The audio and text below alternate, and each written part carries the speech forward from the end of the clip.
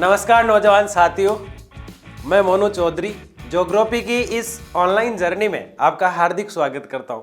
Class 11th की geography को पढ़ते हुए हम आगे बढ़ रहे थे और कक्षा 11 का हमारा जो भूगोल है, जिसे हम भौतिक पर्यावरण पुस्तक के नाम से जानते हैं, उसी के अंदर चैप्टर 4 की बात हम कर रहे थे और उसका आज लेक्चर नंबर 8 है। हम मौसम, मानसून, जलवायु आदि चीज़ों की बात को करते हुए आगे बढ़ रहे हैं और चैप्टर जो है ख़त्म होने का नाम ही नहीं ले रहा है। लेकिन अब मैं आपको बता दूं कि अगले 1 या 2 लेक्चर में ख़त्म हो जाएगा। आपको ये पता होना चाहिए कि ये जो चैप्टर जो हम पढ़ रहे हैं, ये चैप्टर जो है पूरी किताब की धुरी है। इसने कुछ भी नहीं छोड़ा है। मौसम, जलवायु, मानसून, जितनी भी चीज़ें हैं हमारे क्लाइमेट से, वेदर से, ऋतु सीजन से रिलेटेड है, वो सब कुछ इसके अंदर आ चुकी है। यानी पूरे भारत के मौसम को, जलवायु को अगर कोई अच्छे से समझा सकता है पूरे भारत में, तो वो कक्षा 11 का 4th वाला चैप्टर है। जिस बच्चे ने ढंग से मेहनत करते हुए शिद्दत से इस लेक्चर देखते हुए इस चैप्टर को अच्छे से पढ़ा है, उसको कोई भी मुश्किल कभी भी नहीं आने वाली है जलवायु को लेकर, मौसम को लेकर, ऋतु को लेकर आदि चीज़ों में। और ये जो है 11th क्लास का आपका जो पेपर होगा ईयरली वाला, उसके अंदर बहुत बड़ा पोर्शन रखने वाला है। इससे निबंधात्मक क्वेश्चन उठते हैं सीधे सीधे और 2 या 3 छोटे क्वेश्चन उठते हैं। अल नीनो क्या है, ला नीनो क्या है, सबसे ज़्यादा बारिश कहाँ होती है, सबसे कम बारिश कहाँ होती है, भारत में मौसम के लिए कौन जिम्मेदार है, ऋतु क्या होती है, मानसून क्या होती है, वायुदाब क्या होता है, जेट स्ट्रीम क्या होती है। ऐसे ढेर सारे सवालों का जो हमारा जिज्ञासा बनी हुई थी जिनके पीछे हमारी, वो सारे सवालों के उत्तर अगर कोई देता है तो वो ये चैप्टर देता है। इसलिए बहुत महत्वपूर्ण है, इसलिए इसमें थोड़ा समय भी लगा। आपने धैर्य बना के रखा, ये बहुत बड़ी बात है। आज हम लेक्चर नंबर 8 पढ़ रहे हैं इसका, और लेक्चर नंबर 8 में हमने मौसम, मानसून, जलवायु सब की बात कर ली थी। तो एक व्यक्ति था जो बुरा मान गया और उसका नाम था ऋतु। तो कुछ बात हम ऋतु की करेंगे और मानसून, वर्षा जो है उसकी विशेषताओं की बात इसके अंदर हम करने वाले। मानसून क्या होता है, किस प्रकार से आता है, कैसे गति पकड़ता है, 1 जून को केरल में किस तरह से प्रवेश करता है, लास्ट में पंजाब से वापस रिवर्स कैसे होता है, जाते समय तेलंगाना और छत्तीसगढ़, आंध्र प्रदेश, तेलंगाना और आंध्र प्रदेश में कैसे बारिश करता है, मानसून प्रत्यावर्तन क्या है, मानसून विच्छेद क्या है, मानसून का वितरण किस तरह, ये सारी चीजें हमने पढ़ ली थी। और वो एक तरह से विशेषताएं थी, लेकिन कुछ छोटी छोटी बातें रह गई थी। जो मानसून की जो वर्षा है उस पर चर्चा करेगी। मानसून वर्षा की विशेषताएं क्या पढ़ने वाले लाडले हम, मानसून वर्षा की विशेषताएं। और ये पक्का लिख के ले लो, अंगूठा ले लो मेरे से, ये निबंधात्मक क्वेश्चन आएगा ही आएगा। ठीक है, अगला क्या पढ़ेंगे हम, मानसून और भारत का आर्थिक जीवन। मानसून जो है उस पर भारत का आर्थिक जीवन पूरा ही टिका हुआ। भाई आप समझ के देखते लाइन को कि भारत की जो जीविकोपार्जन है, लोगों का जो व्यवसाय है, वो 75 से 80% लोग भारत में कृषि करते हैं। आप देखते हैं गांव में रहते हैं, खेतीबाड़ी से जुड़े हुए लोग होते हैं। अगर मानसून अच्छा नहीं आएगा तो कृषि प्रभावित होगी, सूखा पड़ेगा, या तो अतिवृष्टि हो जाती है, बहुत ज्यादा बारिश आ जाती है। अतिवृष्टि मतलब बहुत ज्यादा बारिश का होना, बहुत ज्यादा वर्षा हो जाती है तो अतिवृष्टि के कारण अकाल की स्थितियां पैदा हो जाती है। ज्यादा बारिश के कारण अकाल वाली, क्योंकि ज्यादा पानी से भरी हुई फसलें जो है वो हो नहीं पाती। अनावृष्टि, कभी कभी सूखा पड़ जाता है, अनावृष्टि के कारण भी कभी फसलें नहीं हो पाती है, बिल्कुल सूखा टाइप पड़ जाता है। आपको पता है कि सूखा कब पड़ता है, जब अल नीनो आता है, और जब ला नीनो आता है तो मीडियम ला नीनो आता है, जब तक कोई परेशानी नहीं होती। लेकिन बड़ा वाला ला नीनो अगर आ जाता है तो भारत में बाढ़ की स्थिति बन जाती है, जो बहुत कम होती है बाढ़ की स्थितियां भारत के अंदर, लेकिन ऐसा नहीं है कि आती नहीं है। तो मानसून और भारत का आर्थिक जीवन हम देखेंगे तो ये 2 चीजें आज हम देखने वाले हैं। तो इसको बहुत ही अच्छे से समझते हुए शानदार तरीके से हम इसको लेके चलते हैं। मानसून वर्षा की विशेषताओं की अगर मैं बात करूं तो भारत के अंदर, किसके अंदर, अपने भारत के अंदर, जिसे हम आर्यव्रत कहते हैं, जिसे हम हिंदुस्तान कहते हैं, जिसे हम जम्बू द्वीप कहते हैं, जिसे हम इंडिया कहते हैं। और ये नाम कैसे पढ़े, ये इसी किताब के फर्स्ट वाले लेक्चर में बता रखे मैंने, है ना। तो क्या कह रहे हैं हम, दक्षिणी पश्चिम से प्राप्त होने वाली वर्षा मौसमी है। बहुत शानदार तरीके से इसको हम पढ़ने वाले हैं। और मैप में मैंने आपको ये बता भी रखा है, आधी से ज्यादा चीजें जो है आपको अपना आप ही आ रही है इसमें, जिसने अच्छे से पढ़ा है लेक्चर पहले वाले, ठीक है ना। तो क्या कह रहे हैं हम, दक्षिणी पश्चिम में दक्षिणी पश्चिम से प्राप्त होने वाली वर्षा मौसमी है। कैसी वर्षा है? मौसमी। किस वर्षा की बात कर रहा है? दक्षिणी पश्चिम से। क्यों कह रहा है? देखो इस बात को हम खोल के रख देंगे अभी, ठीक है ना। ये क्यों कह रहा है? ये कह रहा है कि भाई आप बार बार नीचे वाला भारत बना रहे हो, दक्षिणी भारत बना रहे हो। कौन सा भारत बना रहे हो? दक्षिणी भारत बना रहे हो आप। ये दक्षिण है भारत का, ये दक्षिण, ठीक है। आप बार बार इस भारत की बात कर रहे हो, इसमें ऐसा क्या है? तो मैंने इनसे कहा कि यहां जो केरल पड़ता है, उस केरल में जो है प्रशांत महासागर से और पेरू तट से जो जलधाराएं आती है और उनसे जो मानसून बनता है, क्या बनता है? उनसे जो मानसून बनता है, वो मानसून इस क्षेत्र से 1 जून को प्रवेश करता है। कब प्रवेश करता है? और फिर वो पंजाब तक जाता है और फिर आंध्र प्रदेश और तेलंगाना होते हुए यहाँ पे वापिस लौट जाता है। हम क्या बताना चाह रहे हैं आपको? हम ये बताना चाह रहे हैं कि दक्षिण और इधर से घुस रहा है तो ये भारत का पश्चिमी हिस्सा हुआ। तो मानसून इस तरफ से घुस रहा है तो दक्षिण पश्चिम हुआ कि नहीं हुआ? बिल्कुल हुआ। तो भारत में वर्षा ज्यादा कहां से आएगी? हम ये जानते हैं कि भारत के अंदर 125 सेंटीमीटर, कितनी बताई थी हमने? 125 सेंटीमीटर औसत वर्षा मानी थी हमने। क्या मानी थी? औसत वर्षा मानी थी, औसत वर्षा। जिसमें से 125 में से कितना? 75% सेंटीमीटर कह सकते हैं इसको, सेंटीमीटर। 75 सेंटीमीटर वर्षा जो है वो मानसून से होती है, जो जून में आता है। जून से लेकर सितंबर तक चला करता है। मैंने ट्रिक बताई थी, जूस पियो और मस्त रहो बारिश के अंदर। तो जून से सितंबर आपको याद रखना है। तो जून से सितंबर के बीच ये मानसून आया करता है। कहां से आता है? तो ये दक्षिण और ये पश्चिम। इसीलिए ये लाइन लिखी हुई है, दक्षिण पश्चिम से प्राप्त होने वाली वर्षा मौसमी है। भाई मौसम होता है जून से लेकर सितंबर। वो किस पे डिपेंड करता है? पेरू और प्रशांत महासागर में ला नीनो पे डिपेंड करता है। ज्यादा आ जाती है, अल नीनो आता है तो कम आती है। अब कई बार आपको पहले ऐसी लाइनें मिलती थी तो आप सोचते क्या यार रट लो, दक्षिण पश्चिम दक्षिण पश्चिम दक्षिण पश्चिम। अभी भी ऐसे रट रहा है ना? नहीं रटना है, मैं सीधा बता दूं, बिल्कुल भी नहीं रटना है। क्योंकि अब तो हमने समझ लिया लाडले, दक्षिण और पश्चिम से आ रही है, ये सीधी दिखाई दे रही है और बहुत अच्छे से इस बात को हम समझ गए। तो ये लाइन आपके समझ में आ गई। आगे देखिए, ये जून से सितंबर के मध्य आती है। जानते हो आप? जानते हो कि नहीं जानते हो? मुझे बताओ, जानते हो कि नहीं जानते हो? जानते हो। ये जून से सितंबर के मध्य आती है, कोई दिक्कत नहीं है, जूस पियो और मस्त रहो। कौन सी वर्षा की बात हो रही है यहाँ पे? यहाँ पे सिर्फ इसी वर्षा की बात हो रही है जो मानसून से आ रही है। किससे आ रही है? क्या यहाँ माउट की बात हो रही है दिसंबर फरवरी वाली की? बिल्कुल नहीं। क्या यहाँ स्थानीय चक्रवातों से हवाओं से जो बारिश आती है उसकी बात हो रही है? बिल्कुल भी नहीं। यहाँ बात हो रही है सिर्फ मानसूनी वर्षा की। किसकी हो रही है? मानसूनी। ये ऊंचावच व भू आकृति से नियंत्रण होती? बिल्कुल होती है। ये ऊंचावच यानी उबड़ खाबड़ जो जगह होती है उससे प्रभावित होती है। भूमि की आकृति कैसी है, कहां से उबड़ खाबड़ है, कहां खड्डे हैं, उससे प्रभावित होती है, से नियंत्रित होती है या प्रभावित होती है। जैसे मैं आपको बताऊं, मरुस्थल वाले क्षेत्र में आप जाएंगे, जैसलमेर में बहुत कम बारिश होती है। जितनी तो मोहसिन राम में 1 दिन में हो जाती है, उतनी 4 साल में होती है। कहां? जैसलमेर में। तो ऊंचावच के आधार पर, स्थिति के आधार पर, भौगोलिक जो संरचना है किसी स्थान की, उस संरचना के आधार पर जो है मौसम में, जलवायु में हर जगह बदलाव आते रहते हैं और उसी के अकॉर्डिंग बारिश होती है। तो आपको ये तीनों पॉइंट तो ये चुटकियों में हो गए, मुझे ऐसा लग रहा है। आगे देखिए, उदाहरण की अगर बात करें तो पश्चिम घाट पवनाभिमुखी है। एक तो पवनाभिमुखी होता है, एक पवनाभिमुखी होता है। एक तो सीधी हवाएं जाती है और एक वापिस टकरा के वापिस आती है। तो इस प्रकार की स्थितियों के कारण पश्चिम घाट में अच्छी बारिश हो जाया करती है कभी कभी। आगे देखिए, उत्तरी राज्यों की अगर बात करें तो आप समझ जाएंगे। जैसे ये बोला मैंने उत्तरी राज्य, तो आपके माइंड में आ रहा है कि अब मैं राजस्थान, पंजाब, उत्तर वाले जो राज्य हैं उनकी बात कर रहा हूं, ठीक है, जो जम्मू तक आ जाते हैं उत्तर वाले राज्य। उत्तरी राज्यों में भारी वर्षा का कारण पहाड़ियां, ये देखो ये लिख ही दिया इसने, पहाड़ियां। इससे आप समझ गए पहाड़ी वाला क्षेत्र कौन सा है। अपना ये भारत जो ऊपर वाला भारत है, जिसको अपन यूं समझते आए हैं ऊपर वाला भारत, मेरा एम लिख दो, मोनू सर का एम बना दो, ऊपर वाला भारत बन गया, ठीक है ना।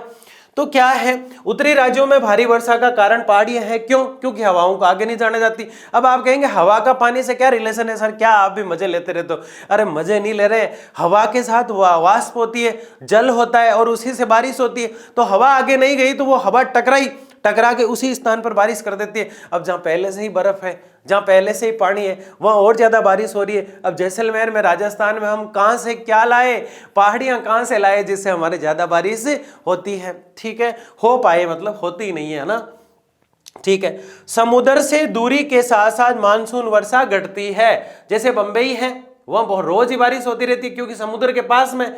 लेकिन जैसे जैसे समुद्र से दूरी बढ़ती जाएगी, अब जैसलमेर, बॉम्बे, महाराष्ट्र से राजस्थान का जैसलमेर बहुत दूर है, तो धीरे धीरे धीरे धीरे ये प्रक्रिया क्या होती है, घटती रहती है लाडले, और इसी कारण क्या होता है, वर्षा कम होती है।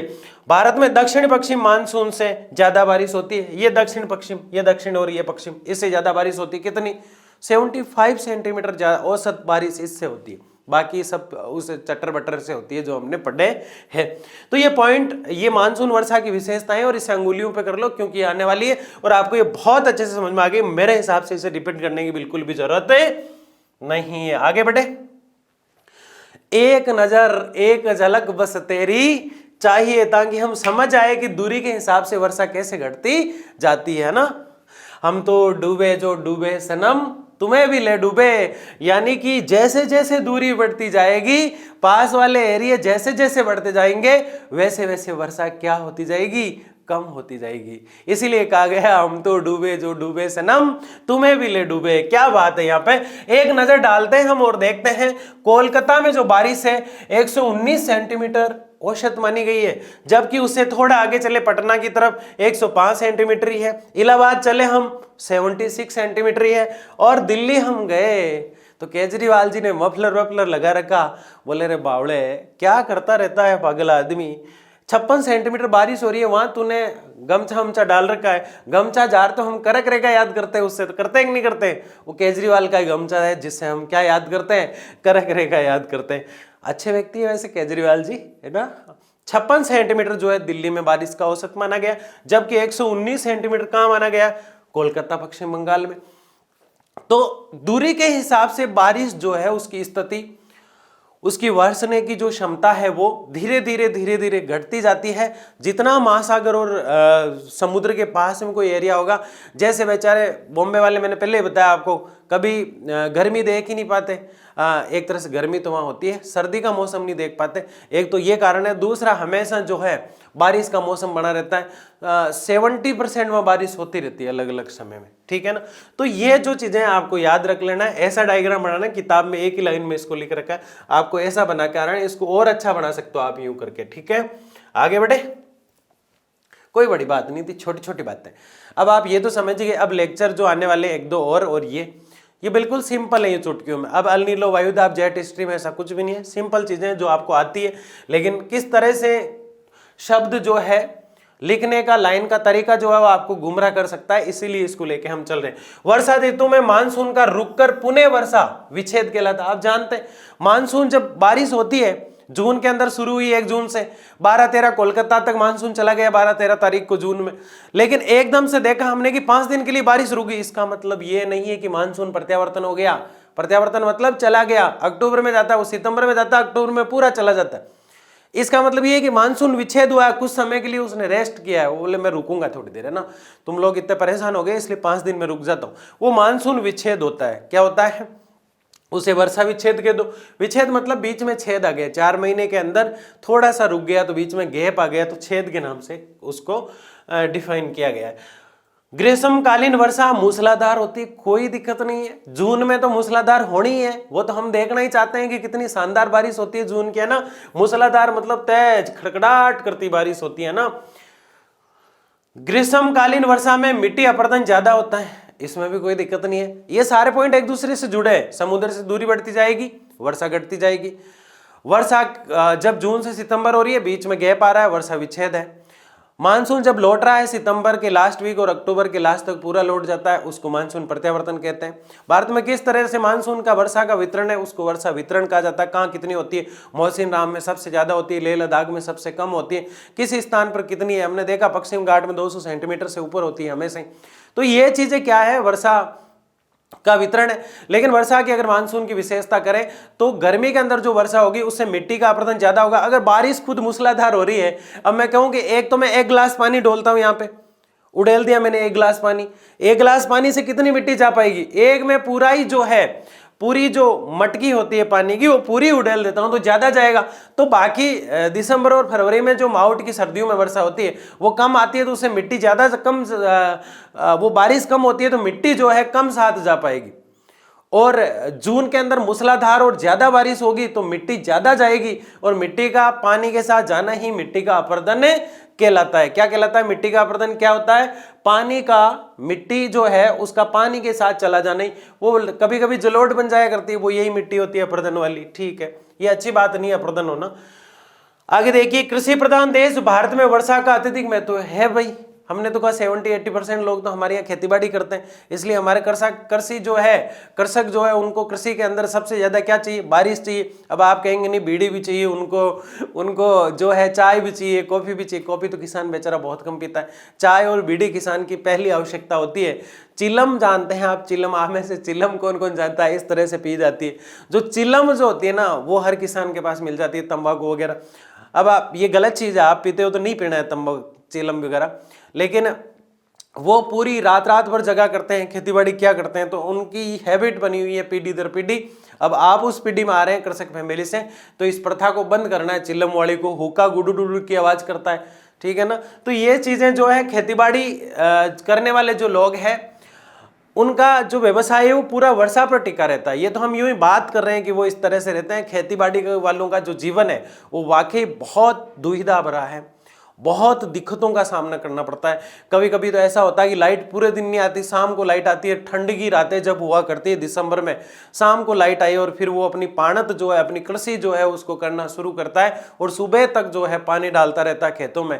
ठंडे पानी के अंदर 5 मिनट नहाए नहीं आप एक एक महीने तक। ऐसे बच्चे भी है जो 5-5 दिन तक तो नहीं नहाते सर्दियों के अंदर, दिसंबर में।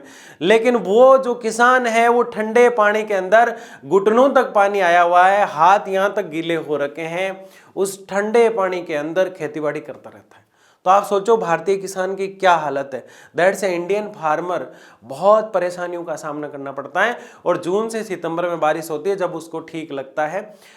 खरीफ की जो फसल होती है उसके लिए तो ये बारिश ठीक है। खरीफ की फसल क्या है? बाजरा वगैरह जो होता है, मूंग, बहुत, ये खरीफ की फसल होती है। रबी की फसल क्या होती है? रबी की जो फसल होती है उसके अंदर गेहूं वगैरह आते हैं, तो गेहूं वगैरह के लिए तो कुएं और नलकूप जो है उनसे सिंचाई की जाती है। लेकिन खरीफ की जो फसल होती है उसके लिए सबसे ज्यादा काम आती है जून वाली बारिश। तो याद रखिए, एक और फसल होती है जायद की फसल, उसके अंदर ककड़ी, मतिरा, तरबूज जिसे हम कहते हैं, वो सब आ जाते हैं। ठीक है, तो ये चीज हमने देखी कि मानसून वर्षा का जो है अत्यधिक महत्व है भारत के अंदर, हर जगह महत्व है, भारत की जरूरत नहीं है इसमें। मानसून वर्षा का असमान वितरण है। मानसून की जो वर्षा है उसका समान वितरण नहीं है, अलग अलग जगह असमान वितरण है उसका। ठीक है, भारतीय कृषि मानसून का जुआ है। ये किताब में लाइन नहीं थी, लेकिन ये मुझे काफी समय पहले जब हम पढ़ा करते थे तो सिलेबस में हुआ करती थी। इसका मतलब क्या है? मानसून कृषि का जुआ है, यानी कि जुआ आप जानते हैं खेल है। जब ये मानसून की वर्षा आ जाती है जब तो ये खेल किसानों का सफल हो जाता है, और नहीं तो नहीं हो पाता है। इसलिए भारतीय कृषि को मानसून का जुआ कहते हैं। यानी मानसून जैसा चाहे वैसा जुआ खेल जाता है भारतीय कृषि के साथ। अगर वो अच्छा हो गया तो जुआ जीत गए, अगर वो अच्छा नहीं आया मानसून इस साल तो वो जुआ क्या है? अकाल का कारण बन जाता है। तो ये चीज आपको लिखना है। भारत में परंपरागत ऋतुएं इस प्रकार है। भारत के अंदर कुछ ऋतुओं की बात हम करेंगे जो इस प्रकार है। मैंने वैसे एक लेक्चर में आपको मौखिक रूप से बताया था, लेकिन अब लिखित फॉर्म में और डायग्राम के रूप में मैं इस लेक्चर में लाया हूं आपके लिए कि भारत के अंदर ये मौसम होते हैं, ये ऋतुएं होती हैं। कौन कौन सी ऋतु होती है एक एक को हम देखेंगे। सबसे पहले हम बात करेंगे बसंत की, फिर हम बात करेंगे ग्रीष्म ऋतु की, फिर हम वर्षा ऋतु की, फिर शरद ऋतु की, फिर हेमंत ऋतु की, और फिर शिशिर। शिशिर वाली बहुत ज्यादा ठंड होती है, हेमंत वाली हल्की गुलाबी शरद होती है, शरद, वर्षा आदि की बात हम करेंगे। लेकिन ये चीजें हम समझ चुके हैं पहले कि ये कौन कौन सी ऋतुएं होती है, लगभग दूसरे या तीसरे चैप्टर में लेक्चर के अंदर। लेकिन ये चीज बिल्कुल भी नहीं आई थी, और ये थोड़ा थोड़ा मैंने बता रखा था। तो ये चीज बहुत महत्वपूर्ण है, जो हमारे चैत्र, बैसाख, ज्येष्ठ, आषाढ़, हमारे जो पूर्वजों से जो चले आ रहे हैं महीने जो होते हैं, ग्रेगोरियन कैलेंडर तो इस प्रकार का होता है। तो ये चीजें देखिए आप। बसंत ऋतु चैत्र और बैसाख में आती है। कब आती है? चैत्र और बैसाख में। चैत्र के बाद बैसाख आता है, ऐसे बोला जाता है चैत और बैसाख, लेकिन सही शुद्ध रूप से चैत्र और बैसाख बोला जाता है। ये मार्च और अप्रैल में आता है। कब आता है? अब आपको कोई कहे बसंत ऋतु कब आती है, अब याद हो जाना चाहिए, ऐसा नहीं कि फिर कभी आगे याद कर लेंगे, नहीं। यह डायग्राम अभी क्लास में याद करना, चाहे कुछ भी हो जाए, दुनिया इधर की उधर हो जाए, ये याद होना चाहिए आपको। और अभी देखो इसको चुटकियों में याद करते हैं। बसंत ऋतु जो होती है बड़ी शानदार ऋतु होती है, माँ सरस्वती की पूजा करके इसको शुरू किया जाता है। बसंत ऋतु जो होती है चैत्र बैसाख मार्च अप्रैल, तो इधर चैत्र बैसाख होगा तो इधर मार्च अप्रैल होगा। अब ये महीने चलते रहेंगे, चैत्र बैसाख ज्येष्ठ आषाढ़ श्रावण भाद्र आश्विन कार्तिक माघ पौष माघ और फाल्गुन, ये महीना आपको याद करना है। और ये कमेंट बॉक्स में अगर मुझे नहीं दिखे ना तो क्या होगा, मुझे लग जाएगा कि आप पढ़ते नहीं है, फिर इतना मजा नहीं आएगा पढ़ने में ना। ये कमेंट बॉक्स में मुझे ये वाले मंत्र चाहिए, आज चाहे कुछ भी हो जाए। चैत्र बैसाख ज्येष्ठ आषाढ़ श्रावण भाद्रपद आश्विन कार्तिक माघ पौष माघ और फाल्गुन, ऐसे याद करके लिखना है। वो आपको जनवरी फरवरी मार्च वो अंग्रेजी याद करागे, वो आपको वैसे याद है। याद ये करना चाहिए, हमारे पूर्वजों की देन है, अंग्रेजों वाले अपन याद रख रहे हैं, ठीक है। अब मैं कहूँ भूल जाओ तो वो कभी नहीं भूल सकता आप। जैसे घर में कोई भी आता था 1 रुपया देता था, बोलो ABCD, हम जोर से ABCD FG फटाफट से सुना देते, सुनाओ गिनती। 1 रुपए के लालच में वो इस तरह से छप गई माइंड में कि कभी भूल ही नहीं सकते। तो ये मंत्र भी आज इस तरह से छुप जाने चाहिए। अगर इस तरह से छाप लेते हो ना आप मंत्र, जो फटाफट से कमेंट बॉक्स में मुझे अगर 5 कमेंट में दिख गए, 5 बच्चों ने अगर याद करके लिख दिए, तो आपके लिए बहुत शानदार क्लास आने वाली अगली मैराथन है ना, तो देखेंगे हम उसको भी। चैत्र बैसाख ज्येष्ठ आषाढ़ श्रावण भाद्रपद आश्विन कार्तिक माघ पौष माघ और फाल्गुन, ऐसे याद करना है। अब देखो आसानी से याद हो जाता है, ये तो आपको याद ही है।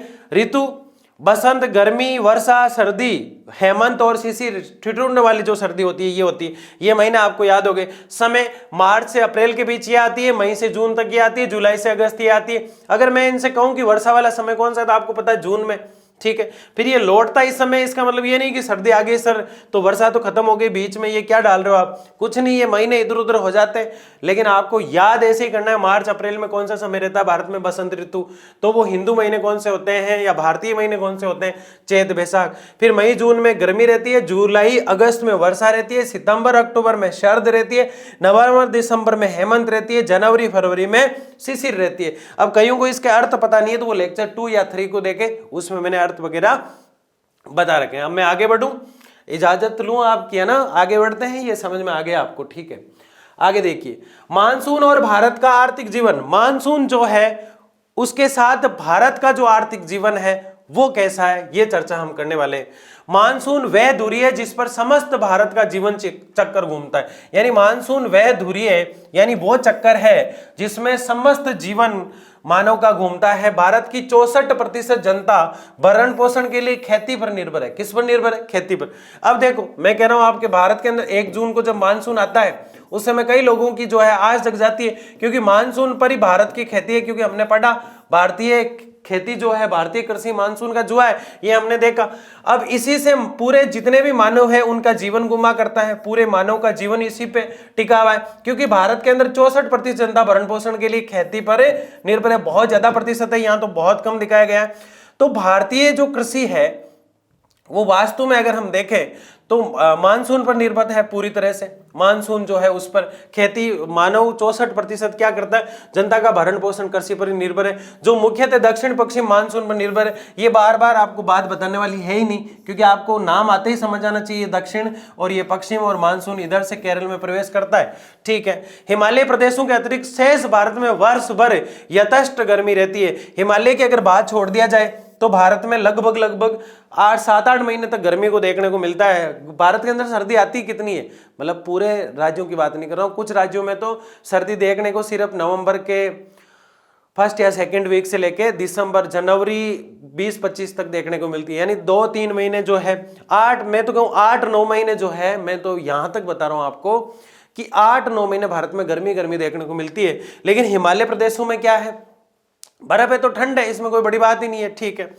तो शेष भारत में वर्ष भर यथेष्ट गर्मी रहती है, जिससे सारा साल खेती की जा सकती है। भारत के अंदर क्या की जा सकती है, खेती। भारत पूरा ही खेती पे टिका हुआ है। 64% एग्जैक्ट आंकड़े लिखे गए हैं, लेकिन ये 70-80 के आसपास तक है, लेकिन आपको 64 तो याद रखना ही है।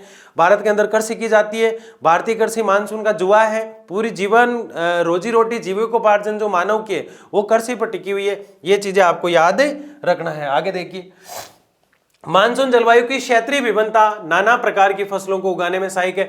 मानसून जो होता है उसकी क्षेत्रीय विभिन्नता, नाना यानी छोटी, नाना यानी नानी वाले नाना नहीं है, नाना का मतलब ये नानी वाले नाना नहीं है, नाना मतलब छोटी प्रकार की जो फसलें होती है वो उगाने में सहायक होती है। मानसून जलवायु की क्षेत्रीय विभिन्नता, यानी छोटी छोटी फसलों के लिए भी लाभदायक होती है, कोई जरूरी नहीं है, बड़ी फसलों के लिए भी हो सकता है, लेकिन इसमें एक पॉइंट बनाए।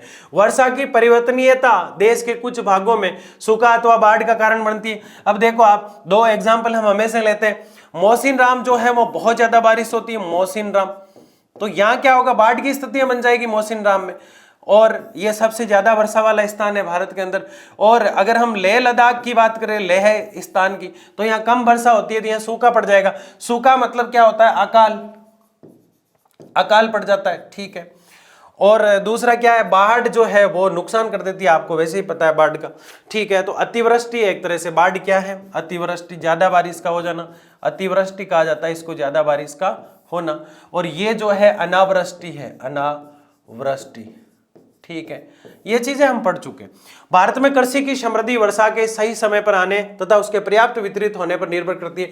ये क्या कह रहा है, भारत के अंदर जो कृषि है वो, भारत के अंदर कृषि की समृद्धि यानी कृषि जो है, एग्रीकल्चर जो है, ज्यादा उन्नत कब हो पाएगा, ज्यादा विकसित कब हो पाएगा, जब बारिश सही समय पर आ जाए। 1 जून मानसून का समय है, तो जरूरी नहीं है वो 1 जून को आएगा, लेकिन ऐसा माना गया है। लेकिन वो कभी कभी लेट हो जाता है, कभी कभी आता ही नहीं है, अल नीनो की स्थितियां बन जाती है। तो उसके पर्याप्त वितरण होने पर निर्भर करती है। कभी कभी ज्यादा लंबा पहुंच नहीं पाता है, वापिस प्रत्यावर्तन हो जाता है उसका, कभी कभी ज्यादा तेज नहीं आता है। तो मैं आपको ये बताना चाह रहा हूं, हम आपसे ये कह रहे हैं कि ज्यादा कृषि जो है वो पूरी की पूरी किस पे डिपेंड है, पूरी की पूरी निर्भर किस पे, तो मानसून पर निर्भर है। मानसून अगर अच्छा आया तो भारत में कृषि अच्छी होगी, और मानसून अगर अच्छा नहीं आया तो भारत में कृषि कम होगी। यानी अल नीनो और नाल नीनो हमने पढ़ा है, अगर वो ढंग से है मामला ला नीनो का तो भारत में अच्छी कृषि है, अल नीनो है तो भारत में अच्छी कृषि नहीं होगी। और हर 4-5 साल में अल नीनो आता है, ठीक है।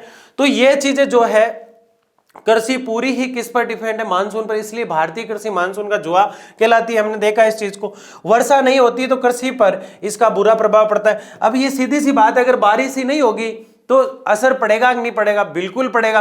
पढ़ाई नहीं करोगे तो फेल तो होगे या कम नंबर बढ़ेंगे, तो अगर पढ़ाई नहीं की तो असर पड़ा किस पे, आपकी पूरी जीवन शैली पे। दोबारा से 11वीं पढ़ने में पड़ा कि नहीं पड़ा। वैसे अगर बारिश नहीं होती है तो कृषि पे असर पड़ा, अगले साल के लिए करना पड़ेगा उसको, ठीक है। विशेष रूप से उन क्षेत्रों में जहाँ सिंचाई के साधन विकसित नहीं है। अब देखो जैसे पंजाब है, वहां तो कुएं वगैरह है, नहरें वगैरह आ गई, तो वो बारिश नहीं हो तो भी वो सिंचाई कर लेते हैं। लेकिन जैसे राजस्थान है, अभी सिंचाई पूरी तरह से डेवलप नहीं हुई, पानी भी नहीं है, इस तरह से नहरें भी पूरी तरह से डेवलप नहीं हो पाई है।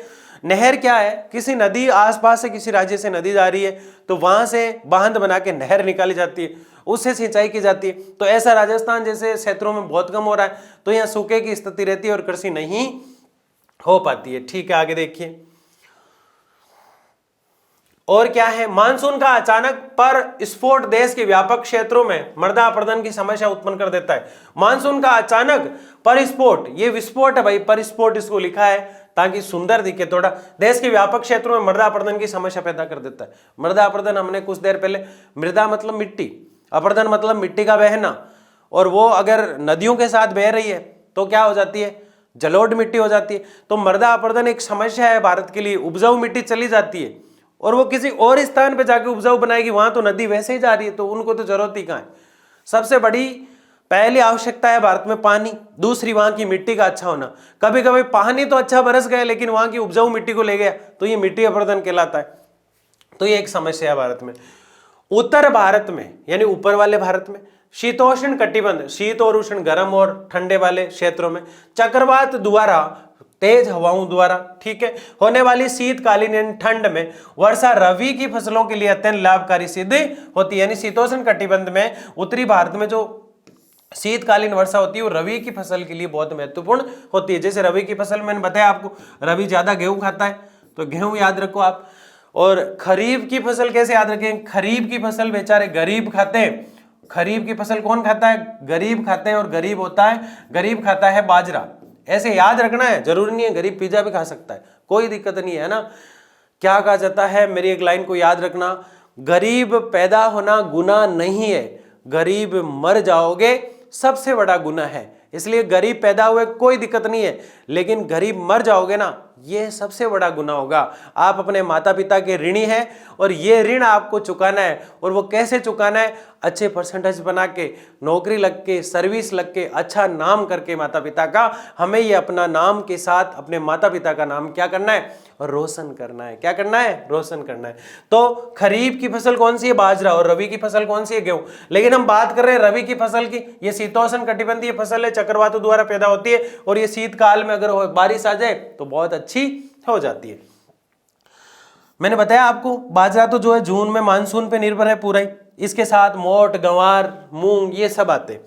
भारत की जलवायु की क्षेत्रीय विभिन्नता भोजन, वस्त्र और आवास की विविधता में उजागर होती है। भारत की जलवायु की क्षेत्रीय विभिन्नता भोजन, वस्त्र और आवास की विभिन्नता पर उजागर होती है। क्षेत्र में ये क्या लिख रहा है, आवासों की विविधता, भोजन, वस्त्र सब जगह अलग अलग है।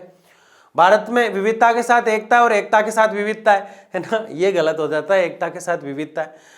विविधता के साथ जो है एकता दिखाई देती है भारत के अंदर। अलग अलग क्षेत्रों में अलग अलग भाषा बोली जाती है। बिहार में थोड़ी ट्यून अलग आती है, झारखंड के लोगों में थोड़ी ट्यून अलग आती है ना, राजस्थान के लोगों में थोड़ी ट्यून अलग आती है। जैसे मैं बोलते ही पता चल जाता है राजस्थानी है, बिहार के बोलते ही पता चल जाता है बिहार के हैं। तो ये ट्यून्स होते हुए भी हम सब इंडियन है, दैट्स ए इंडियन, है ना, ये याद रखना है। सबको कमेंट बॉक्स में इंडियन लिखना है। क्या लिखना है, इंडियन। मैं यूपी से, मैं बिहार से, मैं झारखंड से, मैं एमपी से, ऐसा नहीं लिखना है, ठीक है।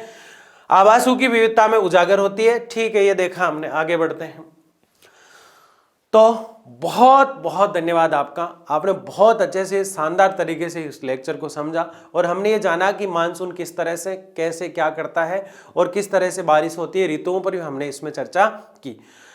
कौन बच्चा किस तरह से पढ़ाई कर रहा है, कितने घंटे उसको पढ़ना चाहिए, ये सब मोटिवेशन की जरूरत ही नहीं है। मैं आपसे सीधा सीधा कह रहा हूं, अभी तक किसी ने पढ़ाई नहीं की है तो एग्जाम बिल्कुल पास में कम से कम 5 घंटे पढ़ना शुरू कर दो। 5 घंटे की पढ़ाई से अगर आपने पहले बिल्कुल भी पढ़ाई नहीं की, सारा कोर्स आपका जो है रिवीजन हो जाएगा। जो पहले से पढ़ रहा है उसको सबसे ज्यादा किसकी जरूरत है, रिवीजन की जरूरत है। बहुत बहुत धन्यवाद, मिलते हैं अगले लेक्चर में।